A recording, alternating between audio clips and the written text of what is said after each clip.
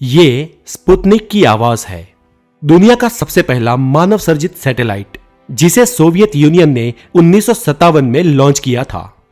हमने तब धरती पे बैठे बैठे इस सैटेलाइट को ऑपरेट किया था। अब कुछ 2 साल पहले सन 2018 में स्पेसएक्स ने इलॉन मस्क टेस्ला रोडस्टर को लॉन्च किया और वो भी यहां से 15 करोड़ किलोमीटर दूर सूरज के चक्कर लगाने के लिए। फिलहाल करीब 1100 एक्टिव सैटेलाइट्स हमारी पृथ्वी के आसपास चक्कर लगा रहे हैं और वो सारे के सारे यहां से धरती पे बैठे बैठे ऑपरेट किए जाते हैं। लेकिन इतनी दूर अंतरिक्ष में हम कम्युनिकेशन कैसे कर पाते हैं? दोस्तों, आज हम इस वीडियो में जानेंगे कि हम स्पेस में किसी ऑब्जेक्ट के साथ कम्युनिकेशन कैसे कर पाते हैं, फिर चाहे वो ऑब्जेक्ट हमारी पृथ्वी के करीब हो या वो डीप स्पेस में चला गया हो। और हम ये भी जानेंगे कि हम उसके लिए कौन सी मशीनरीज का उपयोग करते हैं और ये इक्विपमेंट भविष्य में कितने और एडवांस बन सकते हैं।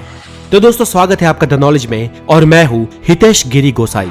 तो चले सबसे पहले बात करते हैं उन सैटेलाइट्स की जो हमारे जियो स्टेशनरी ऑर्बिट में चक्कर लगा रहे हैं, जो पृथ्वी की सतह से करीब 36,000 किलोमीटर की ऊंचाई पर स्पेस में भ्रमण करते हैं।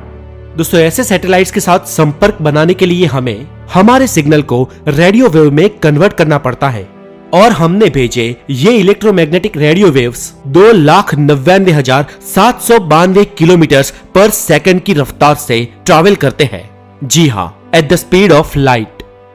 जैसे ही हमारा कमांड सिग्नल में कन्वर्ट होता है, वैसे ही वो सिग्नल स्पेस में सैटेलाइट की ओर ट्रांसमिट हो जाता है और इन सैटेलाइट्स के पास बहुत ही सेंसिटिव एंटीनास होते हैं जो हमारे सिग्नल को रिसीव कर लेते हैं। उसके बाद इस सैटेलाइट की सिस्टम इस सिग्नल को कोड में कन्वर्ट कर देती है, जिसके द्वारा सैटेलाइट के ऑन बोर्ड कंप्यूटर्स इसे समझ सके। दोस्तों, ज्यादातर सैटेलाइट्स में सिग्नल को रिसीव करने की और उसे बैक अर्थ पर भेजने की कैपेबिलिटी होती है और इस कैपेबिलिटी को हम लगातार अपडेट भी कर रहे थे। अब साल था 1962 का। ये इस आउटडेटेड टेक्नोलॉजी को अपग्रेड करने का वक्त था। अमेरिका का नासा मून पर मिशन भेजने के लिए तैयारियां कर रहा था और तब नासा को ये लगा कि उसे अपने अपोलो मिशन के लिए ब्रांड न्यू कम्युनिकेशन सिस्टम को खड़ा करना पड़ेगा। नासा को अभी ना सिर्फ एक कम्युनिकेशन सिस्टम खड़ा करना था, लेकिन एक ऐसा कम्युनिकेशन सिस्टम बनाना था जो स्पेस में सिर्फ कमांड का ही आदान प्रदान न करे, बल्कि वॉइस का, फ्रीक्वेंसी का और कुछ इमेजेस और फोटोज का भी आदान प्रदान कर सके। और इसके लिए उन्होंने एक सिस्टम बनाया जिसे कहते हैं यूनिफाइड एस बैंड। और ये सिस्टम कमांड, टेलीविजन सिस्टम के डेटास, वॉइस और वीडियो फुटेजेस का स्पेस में आदान प्रदान कर सकती थी। और इस सारी अलग अलग फ्रीक्वेंसी को उन्होंने एक कोडिंग फ्रीक्वेंसी में डाल दिया। ये एक ऐसी सिस्टम थी जो एक ही एंटीना के द्वारा स्पेस में से ग्राउंड के सिस्टम को कम्युनिकेट कर सकती थी और इसके द्वारा हम हमारी पृथ्वी से ही एस्ट्रोनॉट्स के साथ कंटिन्यूअसली कम्युनिकेट कर सकते थे। बस ये कम्युनिकेशन तभी टूटता था जब स्पेस में ऑर्बिट करने वाला स्पेसक्राफ्ट चांद के बैक साइड जाता था, तब ये सिग्नल लॉस्ट हो जाता था और कुछ 40 मिनट के बाद जब वो चांद की बैक साइड को ऑर्बिट करके बाहर आ जाता था, तब फिर से हमारी कम्युनिकेशन सिस्टम के साथ संपर्क बना लेता था। दोस्तों, सिग्नल का ये लॉस्ट हमारी पृथ्वी के आसपास भ्रमण कर रहे सैटेलाइट्स में भी देखा जाता था। इसलिए अर्थ की परिक्रमा करने वाले सैटेलाइट्स के साथ कंटिन्यूअसली संपर्क बनाए रखने के लिए नासा ने एक स्पेस नेटवर्क का निर्माण किया, जिसमें हर एक सैटेलाइट दूसरे सैटेलाइट से जुड़ा हुआ होता था और इस तरह हम एक सैटेलाइट के थ्रू दूसरे सैटेलाइट के साथ कंटिन्यूअसली संपर्क बनाए रखते हैं। दोस्तों, एलॉन मस्क की स्पेसएक्स कंपनी इसी सिग्नल्स की प्रोसेस के थ्रू सन को ऑर्बिट करने के लिए अपना सैटेलाइट लॉन्च करेगी और हमारा सूरज हमसे 15 करोड़ किलोमीटर दूर है। लेकिन दोस्तों, तब क्या हो जब कोई ऑब्जेक्ट हमसे अरबों किलोमीटर दूर हो और फिर भी हम उसके साथ संपर्क बनाने में कामयाब रहे। दोस्तों, हम इंसानों ने बनाया कोई ऑब्जेक्ट जो हमसे सबसे दूर गया हो, वो है द वॉयेजर 1 स्पेस प्रोब।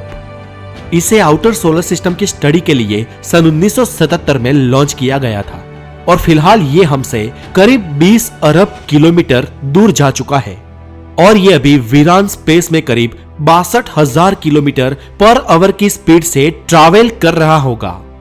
दोस्तों, ऐसे दूर दराज के ऑब्जेक्ट से संपर्क बनाए रखने के लिए हमें डीप स्पेस नेटवर्क की जरूरत पड़ती है और इन डीप स्पेस ऑब्जेक्ट के संदेशों को दुनिया के 3 जगहों पर रिसीव किया जाता है। जो है द यूनाइटेड स्टेट्स, स्पेन और ऑस्ट्रेलिया। और इन तीनों जगहों के एंटीनास बहुत ही एडवांस, कॉम्प्लेक्स और हाई इंटेंसिटी होते हैं। दोस्तों, पृथ्वी के सबसे नजदीकी सैटेलाइट्स के सिग्नल को पकड़ने के लिए हम लो गेन एंटीनास का उपयोग करते हैं और डीप स्पेस के सैटेलाइट्स के लिए हम हाई गेन एंटीनास का उपयोग करते हैं, क्योंकि वहां से आने वाले सिग्नल्स बहुत ही लो वेव्स के होते हैं। दोस्तों, इन डीप स्पेस के ऑब्जेक्ट के कम्युनिकेशन सिस्टम में हम लगातार प्रोग्रेस कर रहे हैं।